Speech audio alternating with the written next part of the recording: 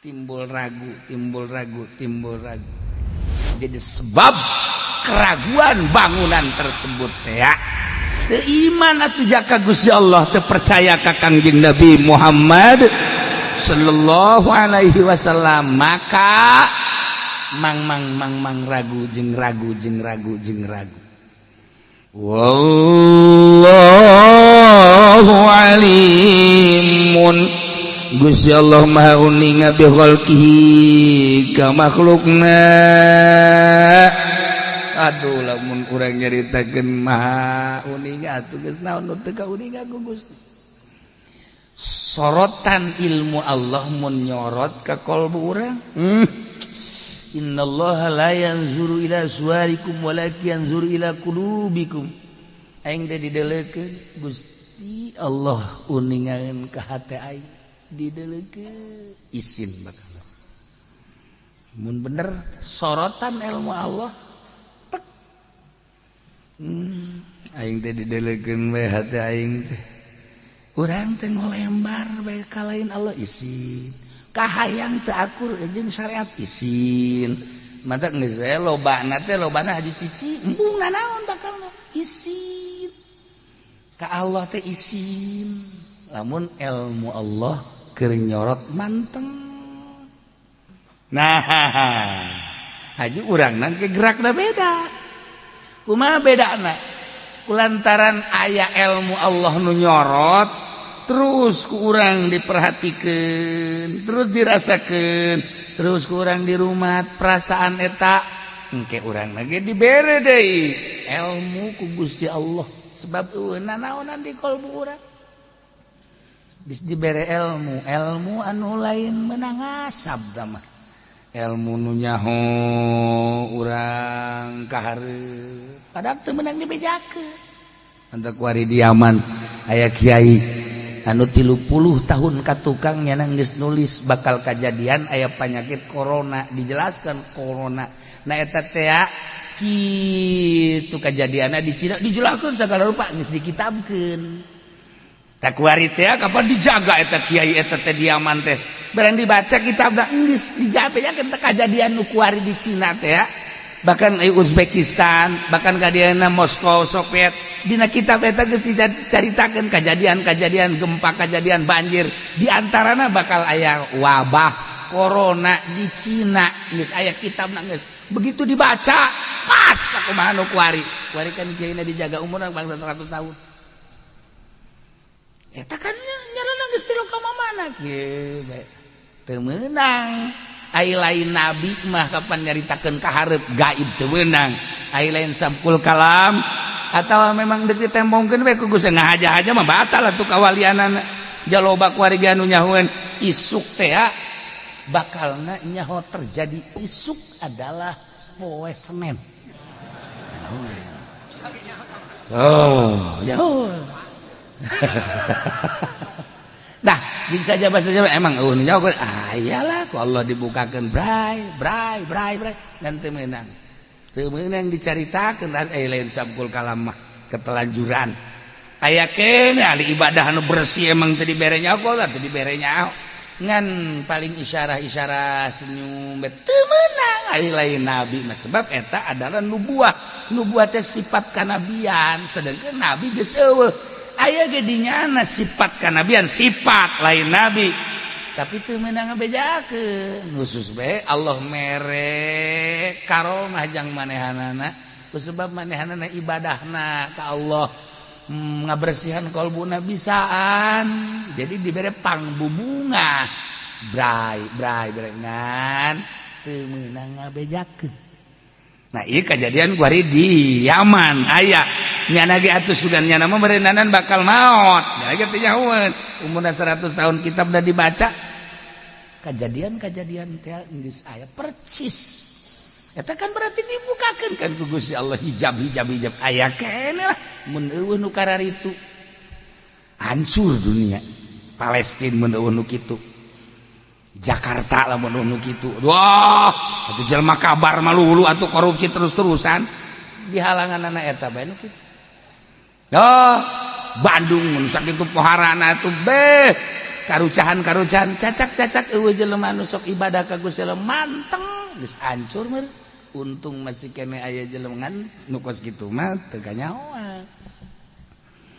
Teu kajahoan teh kadang-kadang mah kapan urang mah bentuk mah ibadah di masjid make jubah make udang-udang gede sajadana ge hebat tasbihna ge anu jutaan horenganan keur maksiat kadeuleuh mah keur ibadah padahal keur maksiat urang kadeuleuh mah urang teh keur ngaji di panggung teh rajaban muludan padahal mah horenganan keur neangan jangan ganti ban setik bukan kadeuleuh mah urang teh ari riungan kan jeung jelema zikiran horenganan aya jah dunia dan dunia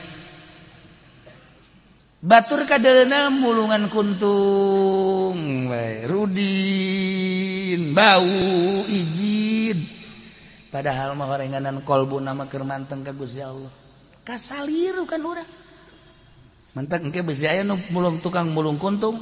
Nah, iya wali kajen buku mah.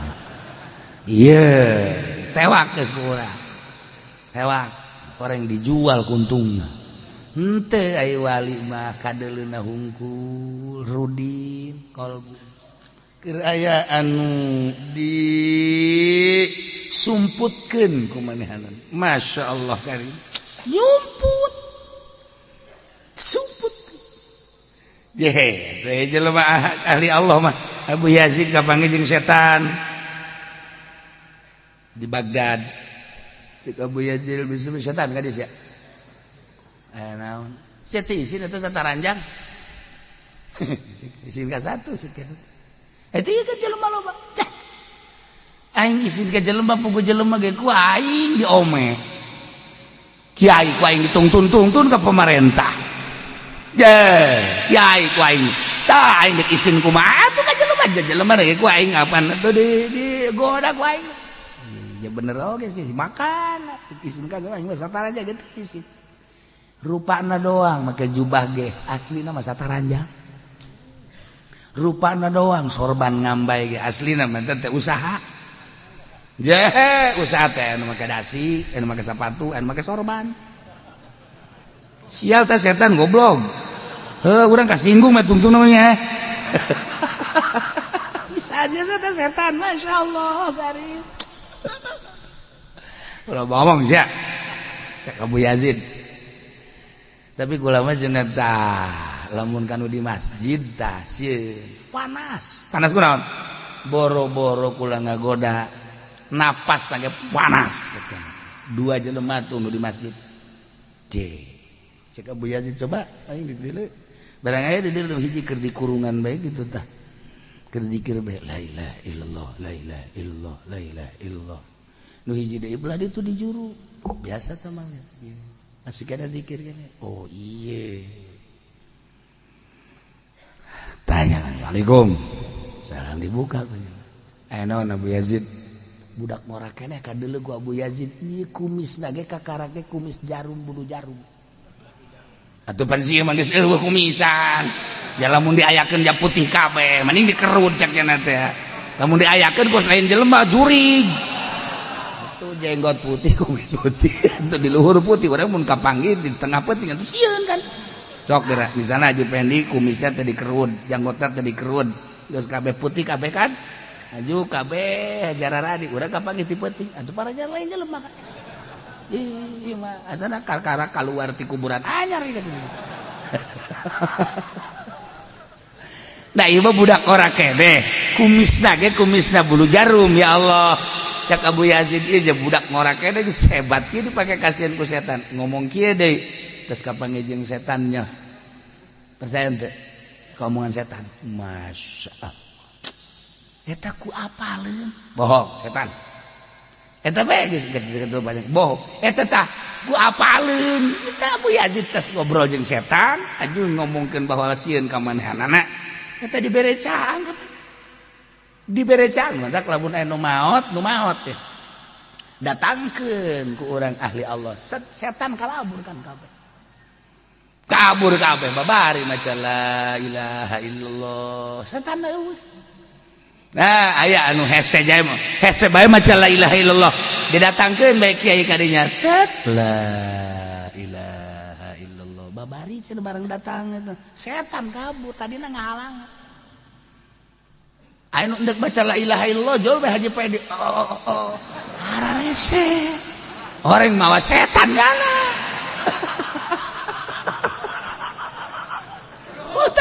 Siga ade masih anu sakarat-sakarat udah diajak ya nang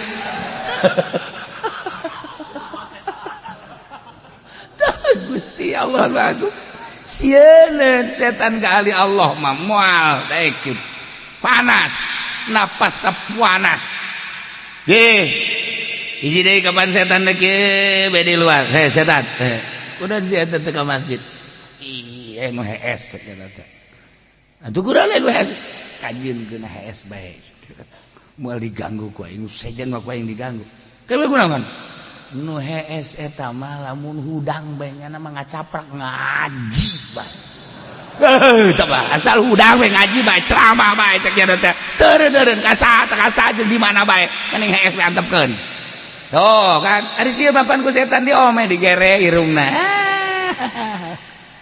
jadi teu sieun setan kawali mah hees na zikir ban wali mah hudangna ngacaprak ngaji bae mantak setan kieu goblok sia cek setan teh juga jangan pan wali mah sia ngembek goblok aing sia nu goblok hampura cek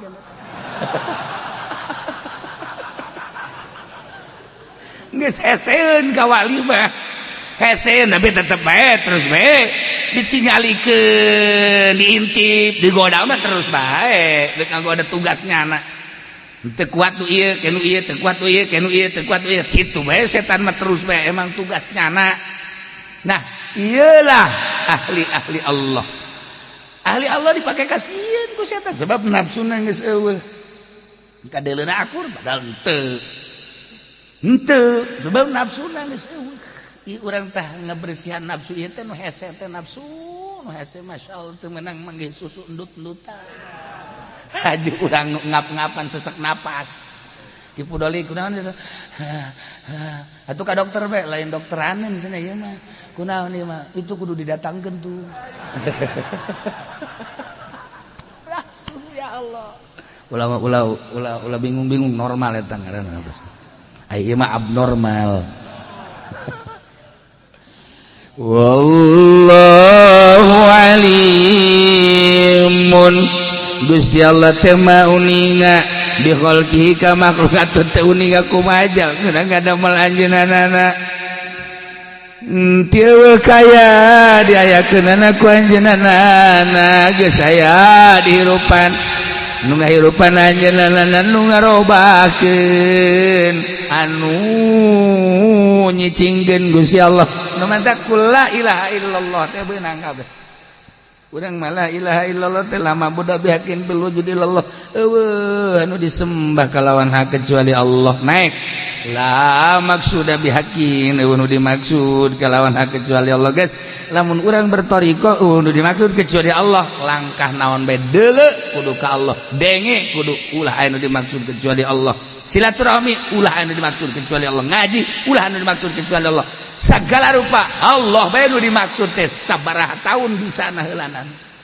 lempengkeun eueuh nu dimaksud iwal ti Allah naik la ilaha illallah teh eueuh anu nyiptakeun kecuali Allah nyiptakeun teh maha pencipta nyiptakeun langit nyiptakeun bumi nyiptakeun manfaat nyiptakeun badarat nempel di jero eta ngucapkeun la ilaha illallah teh eueuh anu bisa nyiptakeun langit kecuali Allah Allah teh maha pencipta la ilaha illallah wa anu bisa nyiptakeun bumi kecuali Allah Allah teh maha pencipta la ilaha illallah wa anu bisa nyiptakeun kasep kecuali Allah Allah teh nu nyiptakeun kasep la ilaha illallah wa anu nyiptakeun jore kecuali Allah Allah teh nyiptakeun jore nu mantap urang kanu jore nyengsirikeun sarua jeung nyengsirikeun ka Allah sarua jeung nyengsirikeun ka Allah la ilaha illallah wa anu nyiptakeun manfaat kecuali Allah Allah teh pencipta manfaat La ilaha illallah ulun nyiptakeun madarat kecuali Gusti Allah. Allah teh nyiptakeun madarat. Kabeh ieu teh ciptaan Gusti Allah. Cukup ku la ilaha illallah. Ahli la ilaha illallah dihormati ku kabehan boro makhluk nu ngaran manusia, hewan-hewan. Sebab naon? La ilaha illallah. Eueuh nu bisa nyiptakeun maneh kecuali Allah. Di ka mana maneh? Bisa ngobrol, jeung maung bisa ngobrol. Jeung cak-cak bisa ngobrol, jeung kupu-kupu bisa ngobrol, jeung saantero bisa ngobrol. Seperti etalah wali-wali Allah Subhanahu wa taala. Kunaon dia dibere ilmu ku Gusti Allah eueuh universitasan tah manu kitu. Moal aya di universitas sama ilmu kos kitu mah. Moal aya di Al Azhar, moal aya eta mah khusus bae ilmu sirrul asrar, rahasia di balik rahasia. Ku sebab ibadah urang make syariat, kalbu urang make aqaid, dikawinkeun zahirna syariat, kalbuna make aqaid, bersih timbullah hikmah rahasia. Rahasia etalah anu nyieun caang, hakikat ngaranna. Urang lamun syariatna rapi secara zahirna, kalbuna make aqaid anu pas kayakinan ka Gusti Allah, kawinkeun syariat jeung aqaid kalbu zahir jeung batin tek bersihan, bakal timbul sirrul asrar. Jadi jauh bakal katempo. Salatna akur jeung urang, tapi keyakinanana nu beda. Sebab aya siran di dieu. Eta bakal dibere ilmu ku Gusti Allah. Ilmu anu naon kitu ngaranna hese nyaritakeunana dengan sompral ilmu laduni. Nah, ilmu Allah teh nu nyorot ka makhlukna, nempel di makhlukna, kuari bakal kanyahoan. Mun tadi innallaha wallahu sajana Gusti alimun bi khalqi maha uninga ka makhlukna jadada melanana makhluk Allah anu geus dibere rahasia ku Gusti Allah, dibere sebagian ilmu Allah, dibere rasa sehingga nyana dibere nyaho di jero taneuh di lauhil mahfuz segala rupa. Masya Allah. Hakimun bijaksana pisoni dina dada melanana. Allah Ta'ala teh maha bijaksana nyin kizaid jangkung. Allah teh maha bijaksana nyin kizanyin ki umar pendek. Allah maha bijaksana nyin ki bakar mah putih. Allah maha bijaksana nyin ki dada pahideung. Ulah dicawat-cawat kabeh dada melan Allah. Allah maha bijaksana atas dada melanana nu urang teu nyaho rahasia. Itu si kizaya dijabel ku Gusti Allah jagung-jagung teh nya urang teu nyaho rahasiana. Horenganan satu ketika aya hiji jelema awewe keur mimiti ngandung teh naon kadang-kadang nyiram hayang jasa buah, hayang jasa buah, sedangkeun ka dieu hese eueuh pangorak eueuh jang taraje eueuh sagala jang eueuh bae lah. Aya ge kizaya doang, aya kizaya doang mah jaet kula eta ka bisa tentang ala buah eta. Ieu atuh ieu babari teu kudu jengkeng wae kieu. Horeng rahasiana mah eta. Rahasiana masyaallah di antara rahasiana tah. Majaid ka dieu naon hujan gede ta eta teh kenteng teh coba tah. Bangun atau menyingsat, coba pakai dia gitu. Oh, kesian gampang. Oh, eta rahasiana mah. Ya Allah, ya Rabb. Aiki Umar pendek jasa buleud. Teu nya urang rahasiana. Masya Allah, Umar hadena geus ka dieu. Kunaon? Hatta duit teh ka kolong nyek celek tah coba tah. Atuh nya mah ngaguruntul. Oh iya, rahasiana. Lah eta mah keur nyaritakeun urang rahasia-rahasia lembur. Rahasia-rahasia lembur supaya ke harti kurang jahenya aya rahasiaan kabeh nu mantek urang ulah cuat-cawat ka dadamelan Allah. Urang kuari boga pamajikan, kaberan pamajikan urang pendek ulah dicawat, nikmati. ye ulah sok aju cuaca aing muga pemajikan pendek-pendek deui ulah geus bae engkau adalah sayangku satu-satunya di dunia ini adalah pilihanku tidak ada yang lebih cantik daripada engkau sadunia siapa ngirisna di mata aing geus bae geus gitu bohong pamajikan ge deh bohong bugo ulah mah geus teu di mata aing masih teh panggelisna eueuh deui geus aing moal kawin di kana sajen hiji sailila hirup emang kunaon ka mana modalna aing kawin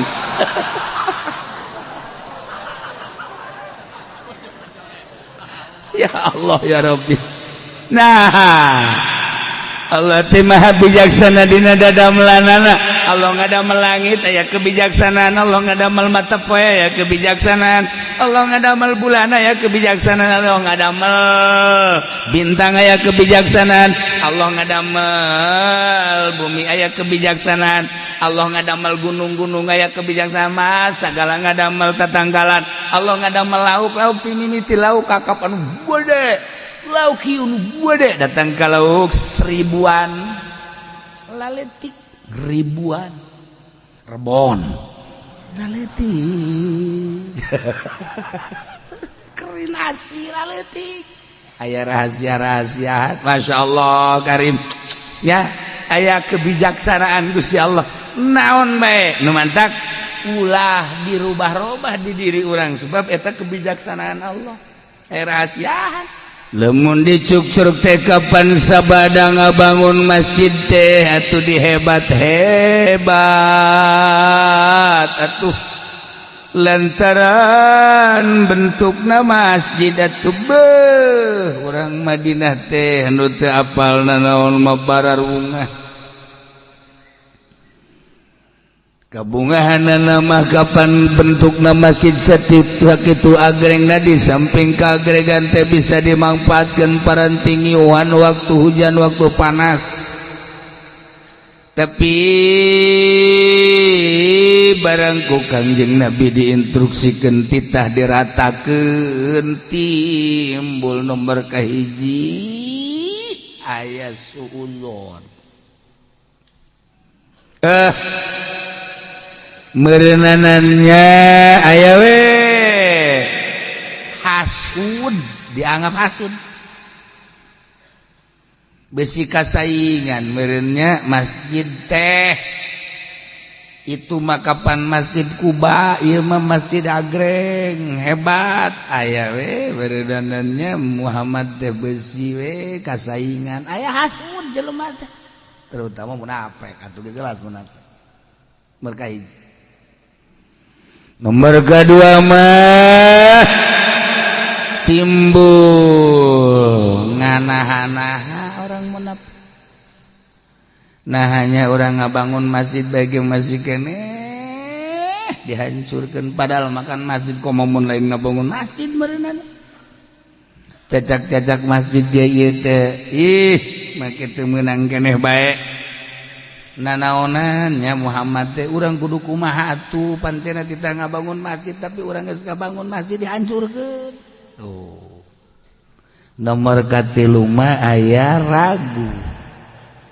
antara jeung antara banyak nya Muhammad teh salah eta mah kaum muslimin ai kudu salah mamanya Muhammad teh tapi nya ke antara jeung antara ke kumaha nya timbul sababaraha versi batu sababaraha versi batu naon kitu we ieu urang mah teh nyahona naon urang we politik wah menteri agama loba kiai sih kok abrinya urang mah aja heran sih urang mah teh kos kiai bae karena urang mah bodoh politik itu sakola henteu naon teh sok atuh ngomong politik geus bae meneng bae sih sira aja cacalaton bae ora ana paedah he geus bae atuh ku Bandung ngaluluskeun bae di ditu atuh ye lamun dibacakeun loba kejanggalan-kejanggalan geus antepkeun nya anu keur ngamaenkeun urang ieu kuari lamun kurang diperhatikeun di dunia teh urang makan teh nyaona naon kamari ieu tinju rame tinju rek beueuh atuh nyana teu ngamahenkeun henteu kajian tinggu kumaha bulu tangkis rame bunelap beueuh mobil ge kitu keneh mobil nu diramekeun rame Avanza datang ka sakumaha naon da mah Avanza tuh kuari mah henteu jatuh kabeuli pan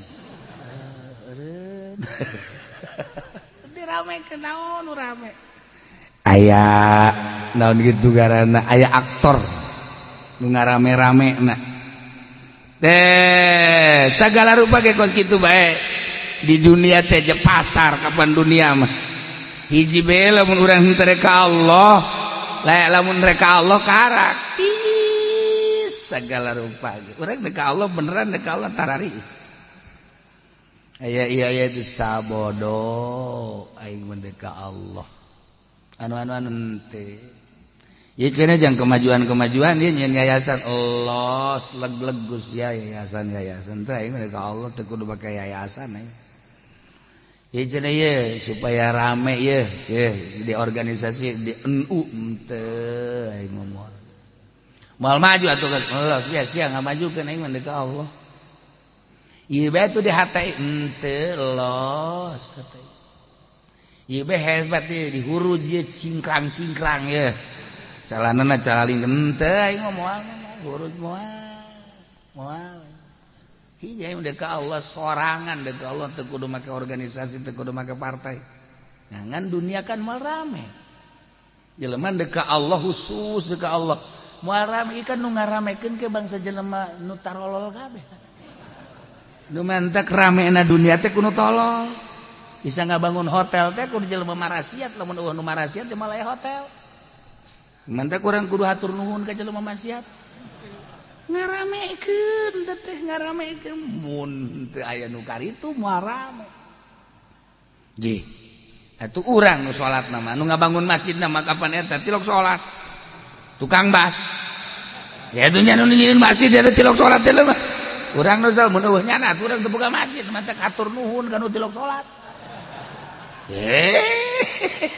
tahu eta kayaknya dah deuk ka Allah mah eueuh suudzon deuk ka Allah mah lamun teu ka Allah karak urang teh aya suudzon ka batur urang teh aya pesimis ka batur urang teh aya we rasa rububiyah aya di urang deuk ka Allah mah geus jati mah moal ya teu kabeh nang Allah kajen tilok salat urusan nyana kan riweuh situ cenah ngomongkeun atuh kajen ngomongkeun ieu encan nyiduhan acan karak ngomongkeun yang sapanas henteu atuh teh mah jangan ngagerakeun ke Allah ieu di mana kumaha panas aja moal aya panas deuk ka Allah haji urangna bisa moal aya panas sebab naon ieu nu mantak ngaramekeun teh tah nu tararani haju eta teh didaharkan ku urang gabahna pan eta tirok sarolat lolobana mah mun eueuh nyana urang kalaparan atur nuhun geus ulah sok haju dakwah kasawas euy we salat ge sarolat kabeh mah nu ngirik sia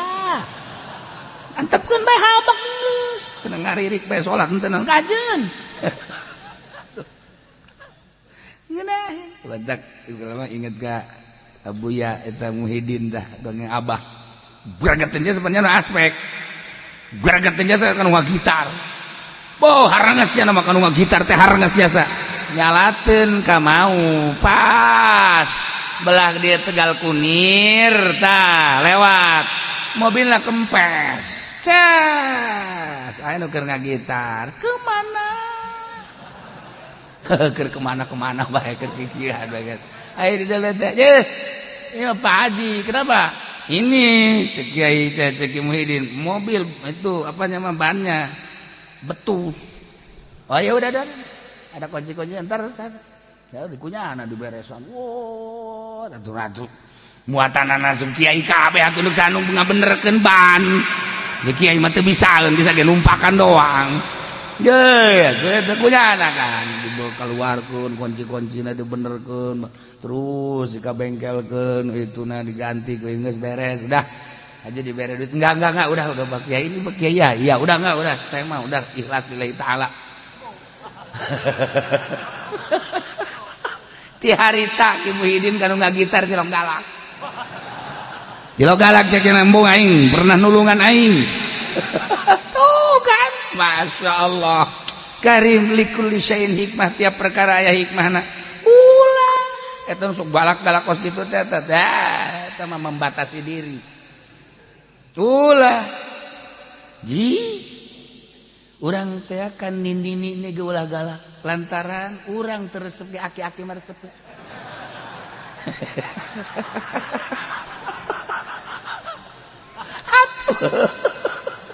Urang kan nini jeung orang-orang kene aya aki-aki banyak anu ngora malah aku pasti kan nini kan.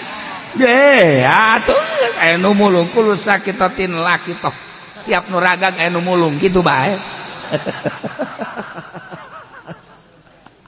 Nah, jadi orang dek Allah mah batur bendu batur ngomongkeun urang malah seri. Sebabna lihat gerak Allah dekat. Tah lamun geus datang ka dinya jadi jelema. Ngan mal rame mun karitu kabeh malah nu dagang. Malah nu dagang, malah nu tani, malah nu sepi. Penting tahajud kabeh. Urang mah ayat. Dina ayana ge dipaksakeun di TV marhaba kabeh. Setel TPI marhaba, setel RCTI marhaba, setel itu RRI keur maca sholawat. Cak jelema ieu mah kabeh ku sekarang dia kabeh TV hancurkeun habak lah. Nemantak resep ge nonton TV kan aya jogedan. Tuh sia mah akur bae. Nah, belajar tapi kalau belajar gini mualaya nanaon nikmat sakit pamere Allah Gusti alhamdulillah abdi teh didamel makhluk nu pangmulyana aju iman ka Gusti aju ala kadar ibadah ka Gusti salat bae mah abdi teh osok adapun khusyuk nama atulah teh mah memang hese tapi abdi keur ngarahan bae itu supaya yang bisa khusyuk. Meureun Gusti numantak abdi teh khusyuk teh lantaran pikiran abdi hayang mobil bere atuh abdi mobil Gusti. Cak Gusti ngaco sia. Geus boga mobil lain tambah khusyuk karah sia engke mikiran ban besi kempes. Can boga bae geus teu khusyuk komo geus boga. Can boga makan mikiran boga doang. Geus boga mah ieu engke kumaha ieu meuli olina di mana, ieu meuli bensinna di mana. Mayar pajakna sabaraha duit tambah kalut sia eta kakarake boga hiji mun boga dua peupeus otak sia eta tuh mantak jelema nu hebat mah geus nyandung boga 3 boga 4 kuat eta lalaki hebat otakna teu peupeus atuh bade boga hiji ge kolem boga hiji ge ngalamun beda tuh deuleu batur boga 4 ge teger bae eta ngaranna lalaki nu kos kitu ngaranna. Mantak lamun lalaki can nyandung lain lalaki teh bencong tah mah.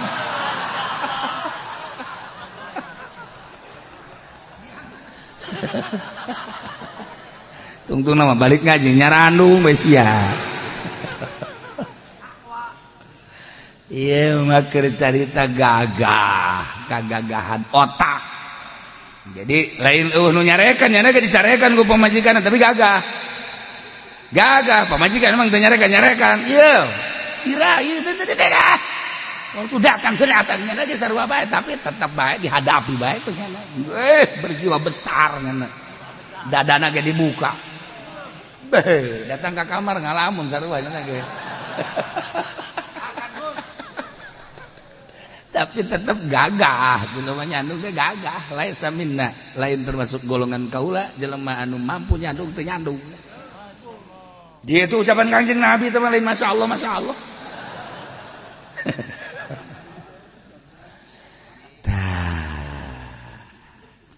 iya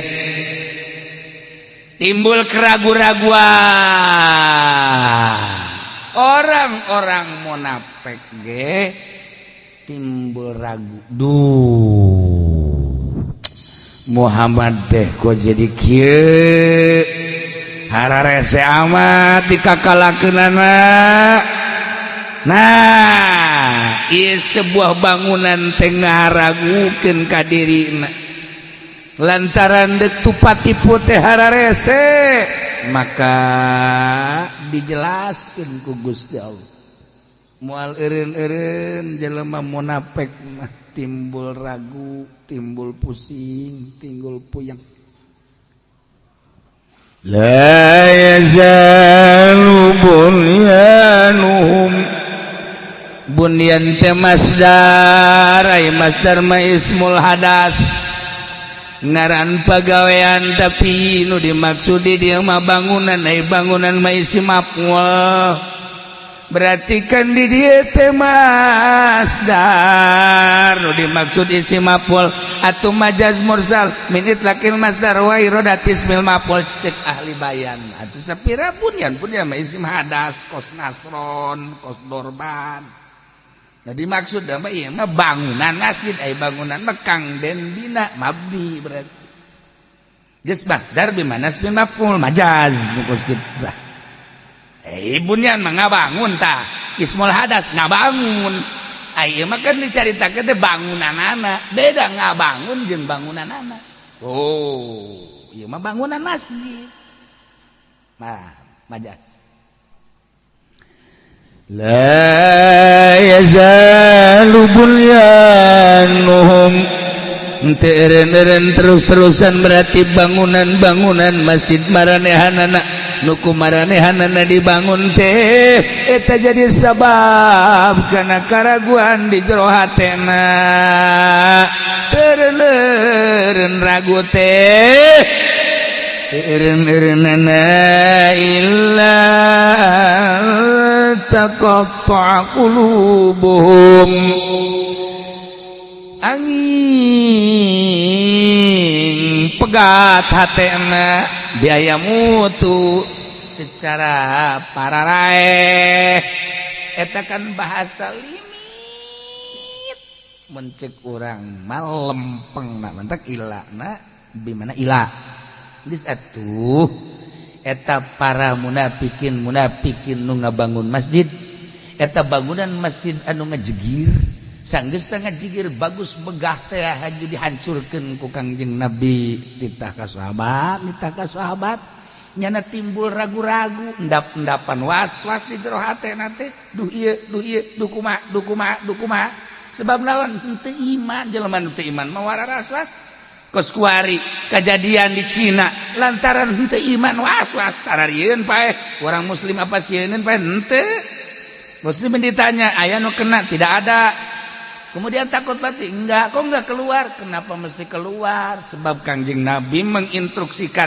ketika ada wabah haram untuk keluar andai kata mati syahid babari kan jawabanana tetap urang masih bae paeh tuh Abu Ubaidah kapan ke Syria di Syria terus ke Yordan ti Yordan terus ka Tungtung kita balik ku Sidina Umar lantaran eta teh keur aya taun di suratan lantaran si Ki Ubaidah Abu Ubaidah teh jelema brilian anu hebat pemikiranana jeung sajabana kita balik ke Madinah cek Abu Ubaidah di daerah kula keur aya taun kula lamun maot syahid haju lamun kula keluar haram cek Abu Ubaidah sedengkeun ngadoana ya Allah ya Rabb setiap saat kula teh akan ngadoa teh hayang maot syahid deuk iraha disahidkeun deuk bae maot kena taun syahid kan mentah jelema lamun ngadoa naon beta lamun bere resep ngadoa hayang sugi engke kajadian bakal sugi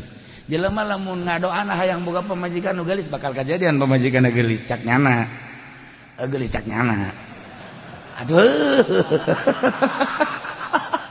lamun jelema ngadoana teh hayang maot poe Jumat sok dibere hayang beta ngadoa teh hayang maot poe Jumat kajadian diakurkeun ku Gusti Allah tulisan di Lauhil Mahfuz teh jeung nu dikacapangkeun diucapkeun ku manehanana nu sok didoa-doakeun ku manehanana teh eta teh geus aya tulisanana ieu di ditu bakal kos kitu nah kuari hayang maot syahid loba tuh maot syahid mah taun syahid ngeribeteung syahid termasuk katabrak misalnya syahid kejadian banjir gempa syahid maha kawasa Allah kumaha bae ngajadikeun syahidna di tengah-tengah siksa jelema aya bae nu maot syahid kan gitu teman rahasia Allah. Nah ya Abu Ubaidah kan embung nya maot syahid tah eta ditungtung jauh di Yordan lagi. Nah iya kan orang-orang Cina ge sarua bae tah kena wabah mentara wabah teh mah musliman teh orang-orang komunis orang kafir sararieun kana pae sieun pae janun teh sieun mah jelema muslim doang deuk daun pake kasieun ja ibadah eukeur ka Gusti Allah iman ka Gusti Allah iman ka Kangjeng Nabi ibadah eukeur maot mah jata mah lain ku wabah lain ku kalapar lain ku panyakit ku ajal di ditetepkeun di jero kolban naon atuh ja aing ngaji bae ge make jeung sieun paeh keneh bae ja aing mah boga kayakinan bakal ka sorga wah konyol tuh budak ya Allah ya Rabbi je eta kapan wali Allah anu ditanya di jero kubur teh man rabbuka cicing we nya wa man nabiyuka cicing wa ma kiblatuka teu ngajawab cek malaikat sia kudu teu ngajawab je bejakeun ka Gusti Allah make jeung ditanya keneh bae pan aing boga kayakinan cak Kangjeng Nabi Muhammad sallallahu alaihi wasallam ana inda rabbi abdi ana inda abdi wa aing mah kumaha cak kayakinan hamba kaula sedangkan aing boga keyakinan bahwa aing teh ieu teh bakal dikasorgakeun ku Gusti Allah aing yakin make jeung ditanya-tanya bejakeun ka Gusti Allah cek malaikat wah rahmat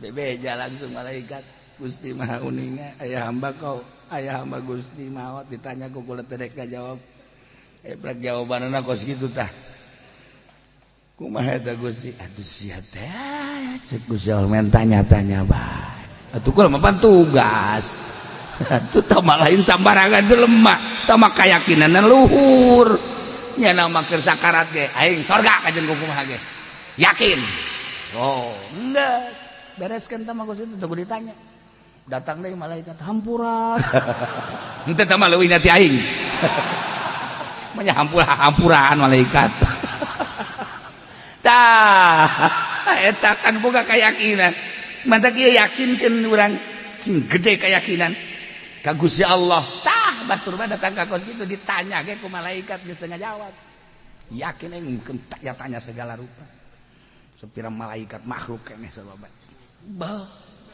teh yakin datang ka dieu teh yakin aju pas Haji Pendi paeh kos kitu teh man rabbuka cicing wa man nabiyuka cicing wa ma kiblatuka padahal mah nya mah deuk nurutan itu ngan teu yakin ngan nurutan doang nah palu ya tetep digenjreng bae tetep gajreng cak Haji Pendi pan aing mah lain deui jeung atuh sama nurutan lain yakin kudu yakin di jero hate Masya Allah kan la yazalu bunyanum terus-terusan bangunan nu kumanehna dibangun masjid ya ngajadikeun karaguan dina hatena tepikeun ka pegat hatena teu bisa mikir tepi ka timbul ragu jadi sebab keraguan bangunan tersebut ya teu iman atuh jaka Gusti Allah teu percaya ka Kangjeng Nabi Muhammad sallallahu alaihi wasallam maka mang ragu jeung wallahu alimun Gusti Allah maha uninga bi khalqihi ka makhlukna aduh lamun urang nyaritakeun maha uninga atuh geus naon nu teu kauninga ku Gusti sorotan ilmu Allah mun nyorot ka qalbu urang innallaha la yanzuru ila suwarikum walakin yanzuru ila qulubikum aing teh dideleukeun Gusti Allah uningaeun ka hate aing dideleukeun isin bakal mun bener sorotan ilmu Allah aing teh didelekeun we hate aing teh. Urang teh ngolembar bae ka lain Allah isin. Kahayang teu akur jeung syariat isin. Mata geus we lobana teh lobana haji cici, embung nanaon bakalna isin. Ka Allah teh isin. Lamun ilmu Allah keur nyorot manteng. Nah, haji urangna ge gerakna beda. Kumaha bedana? Kulantaran aya ilmu Allah nu nyorot terus ku urang diperhatikeun, terus dirasakeun, terus ku urang di rumah perasaan eta engke urang ge dibere deui ilmu ku Gusti Allah sebab eueuna naonan di kalbu urang. Bis dibere ilmu anu lain meunang asab mah. Ilmu nu nyaho urang kahareup kadang teu meunang dibejakeun. Anta kuari di Yaman aya kiai anu 30 tahun ka tukang nya geus nulis bakal kajadian aya panyakit corona, dijelaskan corona. Nah eta teh kitu kajadianna di Cina dijelaskeun sagala rupa geus dikitabkeun. Tak kuari teh kapan dijaga eta kiai eta teh di Yaman teh. Barang dibaca kitabna geus dijabeakeun teh kajadian nu kuari di Cina teh ya. Bahkan Uzbekistan, bahkan kadiana Moskow, Soviet, dina kitab eta geus dicaritakeun kajadian-kajadian gempa, kajadian banjir. Di antarana bakal aya wabah corona di Cina, geus aya kitabna geus. Begitu dibaca, pas kumaha nu kuari. Kuari kan kiaina dijaga umurna bangsa 100 tahun. Eta kan nyarana geus tilu ka mamana kieu bae. Teu meunang. Ai lain nabi mah kapan nyaritakeun kahareup gaib teu meunang. Ai lain sabkul kalam atawa memang deuk ditembongkeun we ku Gusti ngahaja-haja mah batal atuh kawalianana. Jaloba kuari ge anu nyahoeun isuk teh bakalna nyaho terjadi isuk adalah poe Senen. Oh, nyaho. Dah, jadi saja bahasa Jawa emang jawab iyalah ku Allah dibukakeun bray dan teu meunang. Teu meunang dicaritakeun lain sabkul kalam mah ketelanjuran. Aya keneh ahli ibadah anu bersih emang teu dibere nyaho Allah teu dibere nyaho. Ngan paling isyarah-isyarah senyum teu meunang ai lain nabi mah sebab eta adalah nubuah. Nubuah teh sifat kanabian sedangkan nabi geus eueuh. Aya gedinyana sifat kanabian sifat lain nabi tapi teu meunang ngabejakeun khusus bae Allah mere karomah jang manehanana kusebab manehanana ibadahna ka Allah ngabersihan qalbuna bisaan jadi dibere pangbubunga bray berengan teu meunang ngabejakeun. Nah ieu kejadian kuari di Yaman aya nyana ge atuh sugan nyana mah meureunanan bakal maot da ge teh nyahoeun umurna 100 tahun kitab da dibaca kejadian-kejadian teh geus aya percis eta kan berarti dibukakeun kan ku Gusti Allah hijab aya keneh lah mun eueuh nu kararitu hancur dunia Palestina mun eueuh nu kitu Jakarta lamun nu kitu wah atuh jelema kabar malulu atuh korupsi terus-terusan di halanganna eta bae nu kitu. Oh, Bandung mun sakitu poharana atuh beh karucahan cacak eueuh jelema anu sok ibadah ka Gusti Allah manteng geus hancur meureun. Untung masih kene aya jelema ngan nu kos kitu mah teu kanyahoan. Teu kajahoan teh kadang-kadang mah kapan urang mah bentuk mah ibadah di masjid make jubah make udang-udang gede sajadana ge hebat tasbihna ge anu jutaan horenganan keur maksiat kadeuleuna mah keur ibadah padahal keur maksiat urang kadeuleuna mah urang teh keur ngaji di panggung teh rajaban muludan padahal mah horenganan keur neangan jangan ganti ban setik bukan kadeuleuna mah urang teh ari riungan kan jeung jelema zikiran horenganan aya jah dunia dan dunia batur kadeuleuna mulungan kuntung rudin bau ijin padahal mah horenganan kolbuna mah keur manteng ka Gusti Allah kasaliru kan urang mentek engke besi aya nu mulung tukang mulung kuntung. Nah, iya wali kajen ku kumaha. Iya, tewak geus ku urang. Tewak, koreng dijual kuntungna.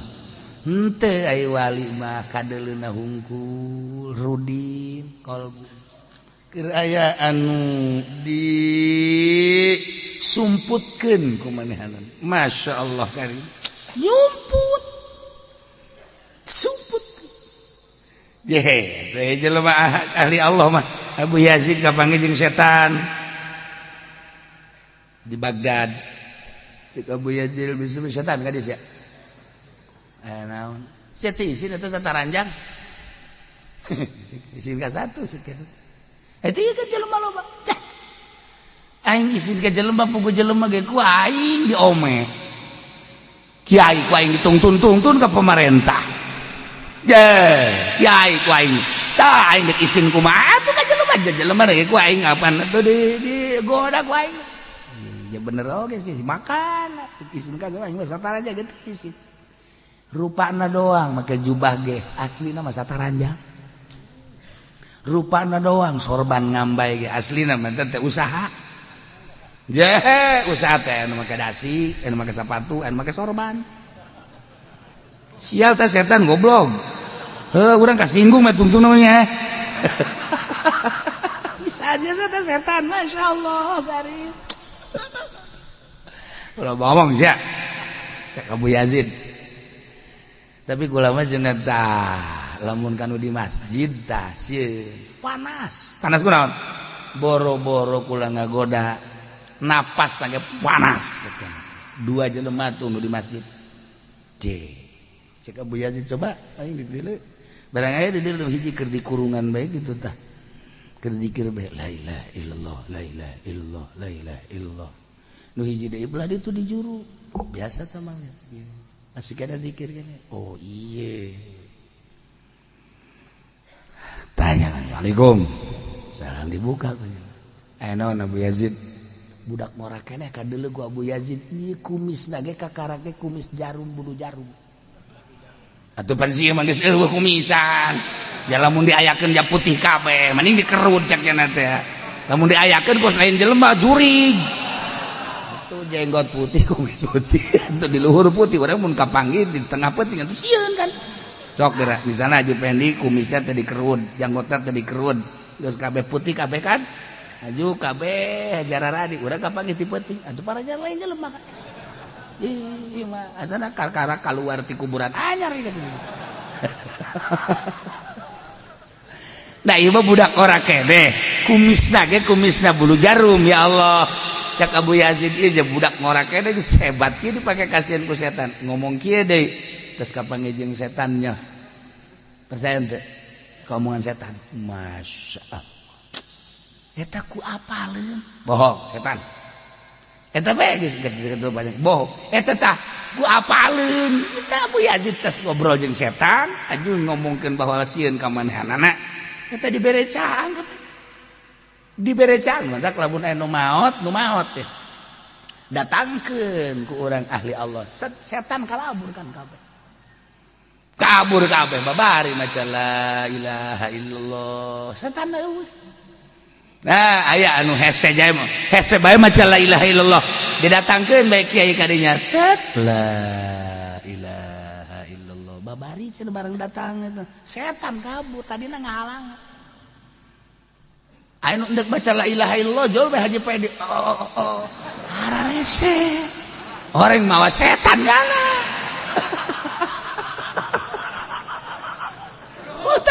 Sing ade. Masih anu sakarat-sakarat udah diajak ya nam.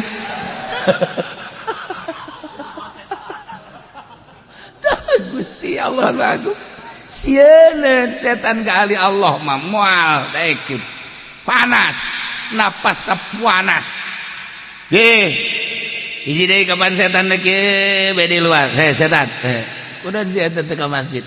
Ih, nu hees cenah teh. Atuh kumaha lain hees? Kajieunkeun hees bae. Moal diganggu ku aing sejen mah ku aing diganggu. Kabeh kunaon? Nu hees eta mah lamun hudang bae nyana mah ngacaprak ngaji bae. asal udang we ngaji bae ceramah bae cek nya teh teureun kasa jeung di mana bae mending hees we antepkeun tuh kan ari sieu mapan ku setan diome digere irungna jadi teu sieu setan kawali mah hees na zikir ban wali mah hudangna ngacaprak ngaji bae mantak setan kieu goblok sia cek setan teh juga jangan pan ku wali mah sia ngembek goblok aing sia nu goblok hampura aja kan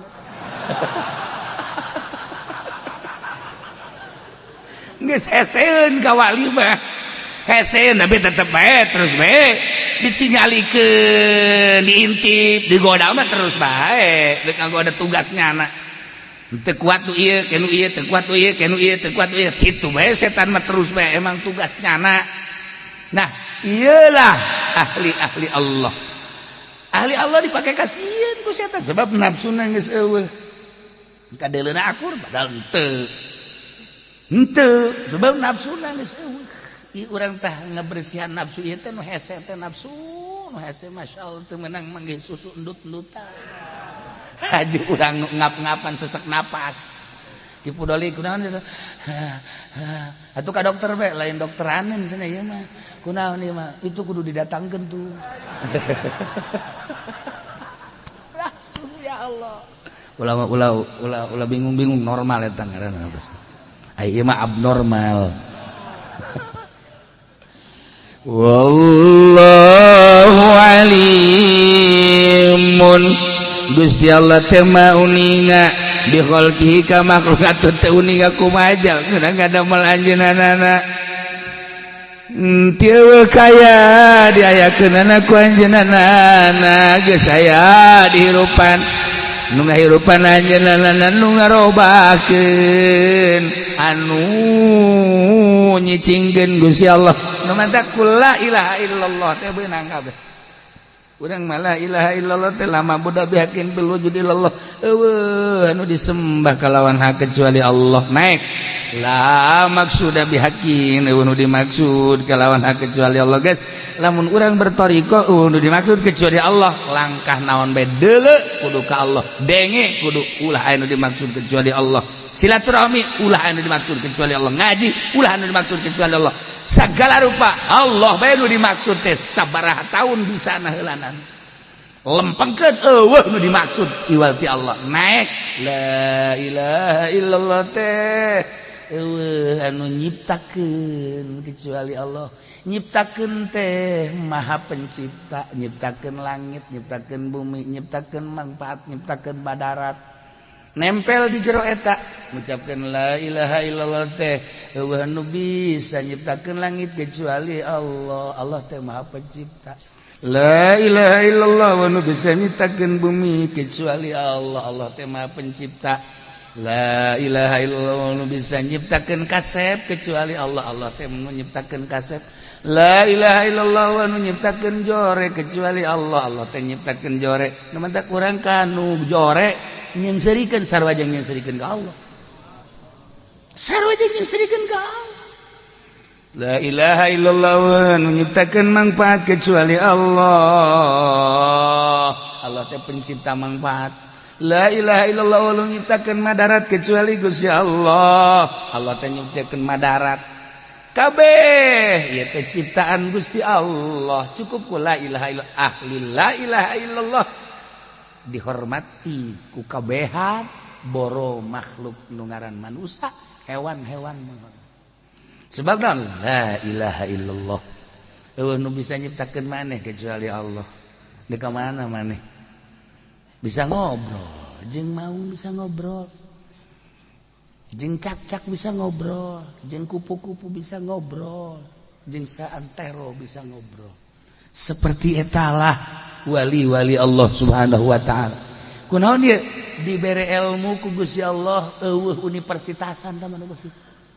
Moal aya di universitas sama ilmu kos kitu mah.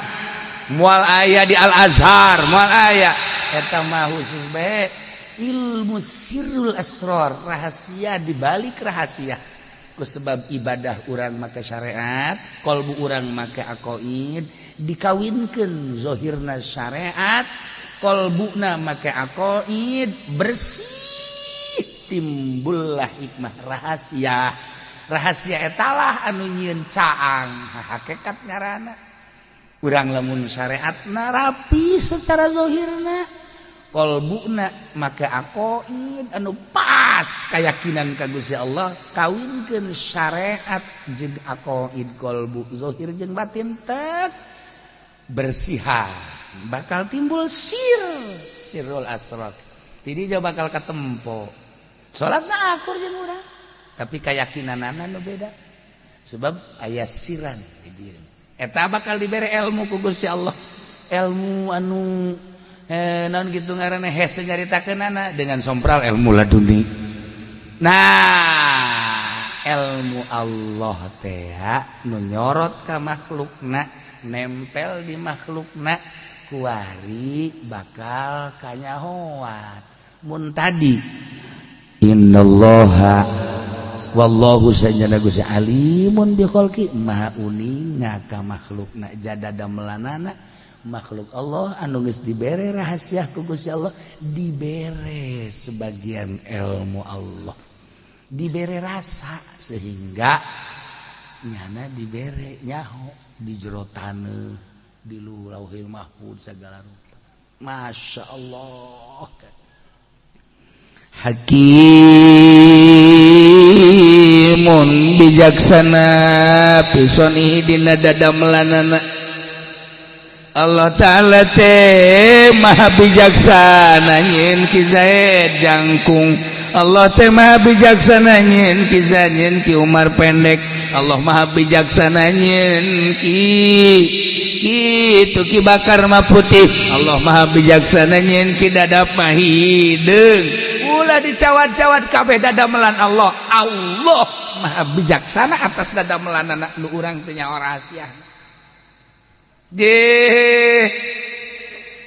itu si Kizaya dijabel ku Gusti Allah jagung-jagung teh nya urang teu nyaho rahasiana horenganan satu ketika aya hiji jelema awewe keur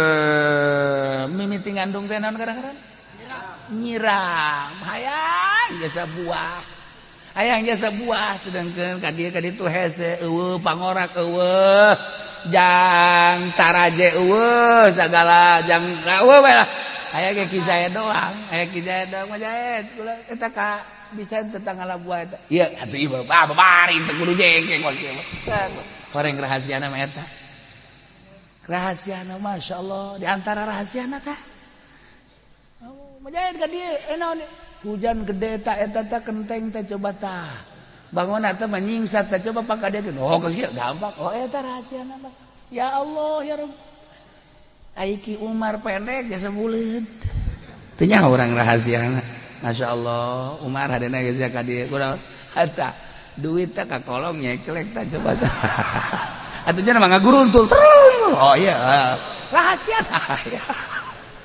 lah eta mah keur nyaritakeun urang rahasia-rahasia lembur supaya ka harti kurang jaheunya aya rahasiaan kabeh nu mantek urang ulah cuat-cawat ka dadamelan Allah urang kuari boga pamajikan kabeneran pamajikan urang pendek ulah dicawat nikmati ulah sok aju cuat-cawat aing boga pamajikan pendek-pendek deui ulah geus bae engkau adalah sayangku satu-satunya di dunia ini adalah pilihanku. Tidak ada yang lebih cantik daripada engkau sadunia siapa angkirisna di mata aing. Geus bae geus kitu. Bohong pamajikanna ge. Deh, bohong. Bugo, ulah mah teu geulis teu di mata aing mah sia teh panggelisna eueuh deui. Geus aing mah moal kawin di kana sajen hiji sailila hirup. Emang kunaon ka? Mana modalna aing kawin.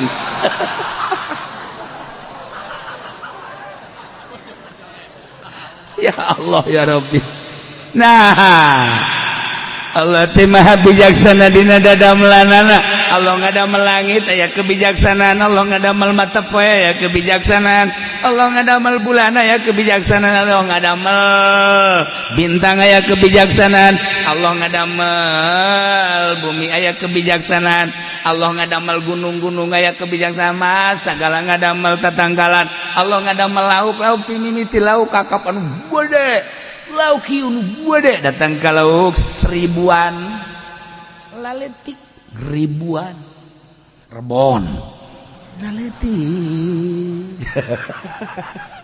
kerinasi laletik aya rahasia-rahasia Masya Allah Karim ya aya kebijaksanaan Gusti Allah naon bae nu mantak ulah dirubah-rubah di diri orang sebab eta kebijaksanaan Allah rahasiaan dagang ge dagang ieu teh dadamelan Gusti Allah kok urang ieu dibere maju aya rahasiaan kok urang dibere biasa bae aya rahasiaan kok urang dibere rugi bae aya rahasiaan serahkeun ka nu bogaan aja urang mah ngalaksanakeun nu hungkul moal kebel deui ge urang bakal berhadapan jeung nyieun rahasia tinggal urang na bae nampak maksudna eta narima eta teh hese jasa. Nah, kabelah dieuna Allah teh mah bijaksana dina dadamelanana. Nu mantak urang daek ngaji aya rahasiaan endek di ka sorgakeun. Nu mantak urang peuting teu daek tahajud sorgana rada handap. Aya rahasiaan kan. Urang boga duit tapi teu daek sedekah berarti kan urang dek dilambatkeun ka sorgana. Rahasia-rahasiaan aya kabeh ge jang asup ka sorga teh aya di diri urang kabeh. Jang asup ka sorga teh aya di diri urang kabeh. Urang teu kudu neangan pangeran ka gunung, teu kudu neangan ka leuweung, teu kudu neangan ka Mekah. Di diri urang aya, kabeh aya di diri urang. Urang deuk ka sorga teh aya di diri urang sebab Allah mah aya di diri urang. Deuk neangan ka mana Gusti Allah? Cak Allah sih deuk ka mana lulumpatan, deuk salat make lulumpatan pasti deuk ka aing lagi aya. Mantak ulah make lulumpatan komo aki-aki deuk berjamaah lumpat ti karijet paeh di jalan sia. Teu meunang deuk ka mana sia cak Gusti Allah. Deuk salat aing kita berjamaah teu kudu lulumpatan aing lagi aya. Ye babari lamun urang geus nyaho lebahna ibadah teh babari jasa.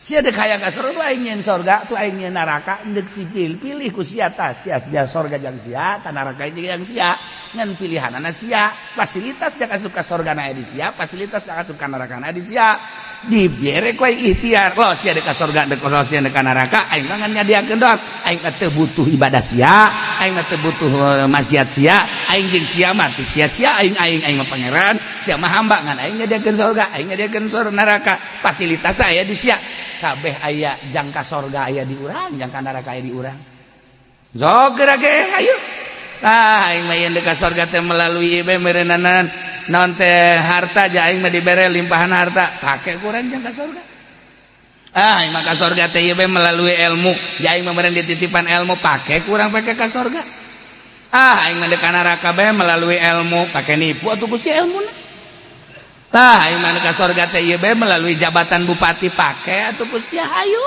pake bebeneran urusan masyarakat lah aing mah ka neraka bae melalui bupati atuh los atuh hayu aya di urang kabeh lain ku sebab kiai da jeung lain ku sebab pejabatana urang endeu ka manana tah fasilitas aya di urang nang Allah kabeh ieu lah kebijaksanaan Allah ulah suuzon ka pemerintah ulah suuzon ka polisi atuh polisi ge lamun nyana karena Allah ngatur jalan ngatur jalan dibere duit enggak dikit